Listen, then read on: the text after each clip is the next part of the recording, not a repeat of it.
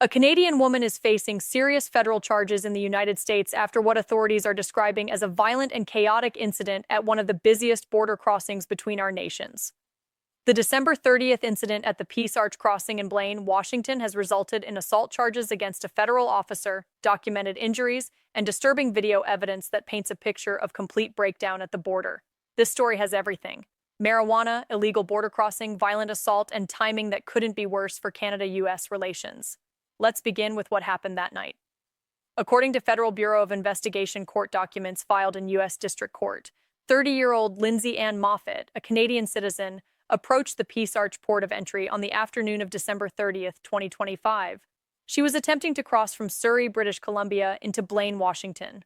But there was a problem. During the standard customs declaration process, Moffatt admitted to possessing a marijuana-related vape pen. Despite marijuana being legal in both Canada and Washington state, it remains illegal to transport cannabis across international borders under federal law.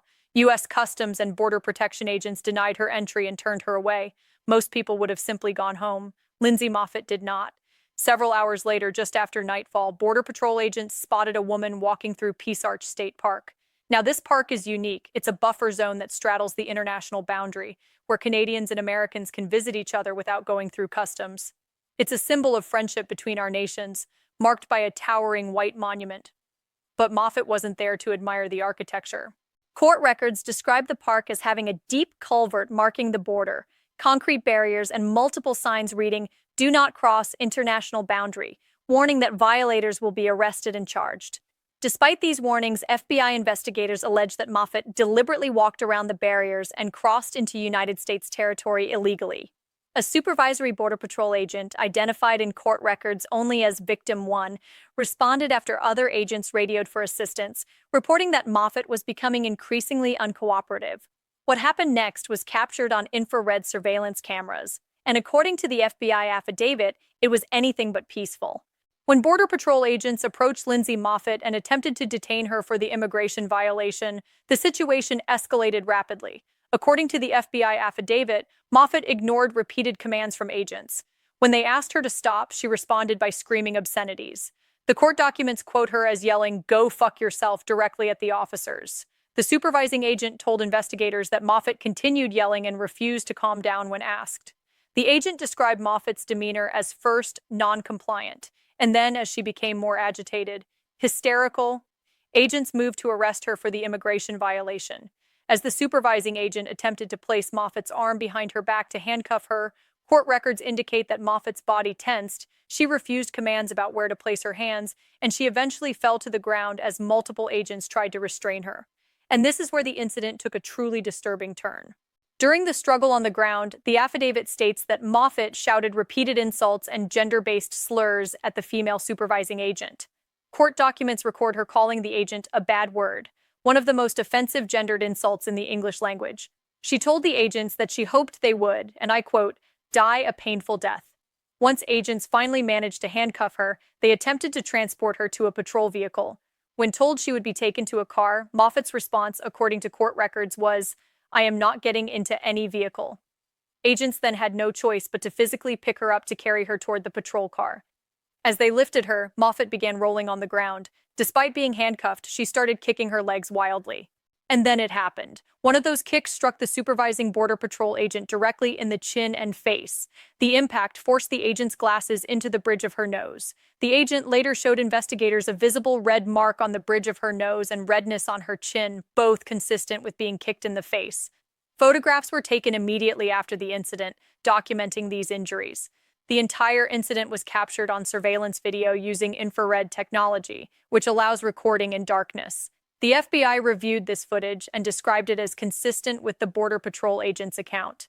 The video, according to the affidavit, clearly shows Moffatt resisting arrest, falling to the ground, flailing her legs, and striking at least one agent while already restrained in handcuffs. There's another disturbing detail in the court records. The supervising agent noted in her official report that by the end of this confrontation, Lindsay Moffatt had urinated and defecated on herself. This speaks to the extreme level of physical and emotional distress during this prolonged struggle. When Moffatt was eventually interviewed by FBI investigators, she told them a very different story. She claims she was simply meeting her fiancé at the park to retrieve their dog, which they apparently share custody of. As for the assault on the federal officer, Moffatt insisted she did not strike anyone intentionally. However, prosecutors appear unconvinced. The surveillance video, the photographs of injuries, and the testimony of multiple Border Patrol agents paint a very different picture. Lindsay Anne Moffatt now faces two serious federal charges. First, assault on a federal officer, which carries a maximum sentence of up to 8 years in federal prison. Second, improper entry into the United States, which can result in up to 6 months imprisonment plus substantial fines. If convicted on both charges, Moffatt could face 8.5 years behind bars and will have a permanent federal criminal record. She is scheduled to appear in court again later this month. Now, under normal circumstances, a single border incident, while serious, might not generate this level of attention, but the timing of this case could not be more politically explosive. This incident occurred on December 30th, 2025, just days before President Trump launched his military operation in Venezuela, and during a period when he has repeatedly claimed that Canada represents a border security problem for the United States. For months, President Trump has been arguing that the Canadian border needs stronger enforcement. He's imposed tariffs on Canada, citing concerns about illegal immigration and drug trafficking. He's called Canada a source of fentanyl entering the United States, despite data showing that only 1% of fentanyl seizures occur at the Canadian border. And now, Republican lawmakers and conservative media have what they're calling perfect ammunition. A Canadian citizen denied legal entry for attempting to bring drugs across the border, returns hours later, crosses illegally, and violently assaults a federal officer. This incident fits perfectly into President Trump's narrative about border security, even though it involves the northern border rather than the southern one that typically dominates headlines. Conservative commentators are already using this case to justify stricter border enforcement measures. Some are calling for the same level of scrutiny at the Canadian border as currently exists along the Mexico border, including expanded biometric screening, increased border patrol presence, and enhanced physical barriers. For Canada, this incident comes at an incredibly difficult time. The country is already dealing with Trump's threats to make Canada the 51st U.S. state, devastating tariffs that have damaged the Canadian economy, and a trade relationship that seems to deteriorate with each passing week. Prime Minister Mark Carney's government has been working to rebuild trust and demonstrate that Canada is a reliable partner and ally.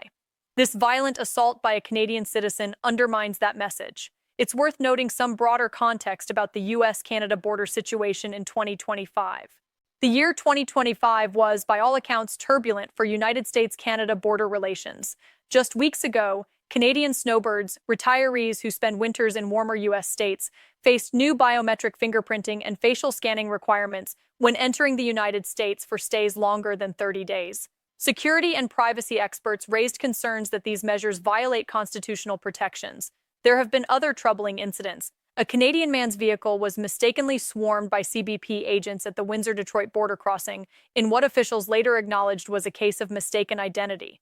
And perhaps most concerning, another Canadian visitor told media outlets that he was detained at the Peace Arch crossing for 9.5 hours without explanation, and that this was the third time such detention had happened to him.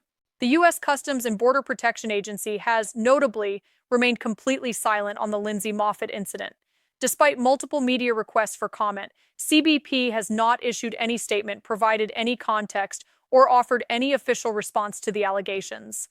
This silence is unusual. CBP typically issues statements on border-related incidents that capture significant media attention, particularly when federal charges are filed. The agency's refusal to comment may indicate sensitivity about the political implications of this case, especially given the current state of U.S.-Canada relations. So where does this leave us? A Canadian woman faces serious federal prison time for a violent incident at the border. Video evidence and witness testimony suggest a prolonged, combative confrontation that resulted in injury to a federal officer. Her defense that it was accidental appears to contradict the documented evidence. But beyond this individual case, the incident has become a political flashpoint in an already tense relationship between the United States and Canada. Lindsay Anne Moffatt's next court appearance is scheduled for later this month. We will continue to follow this story as it develops.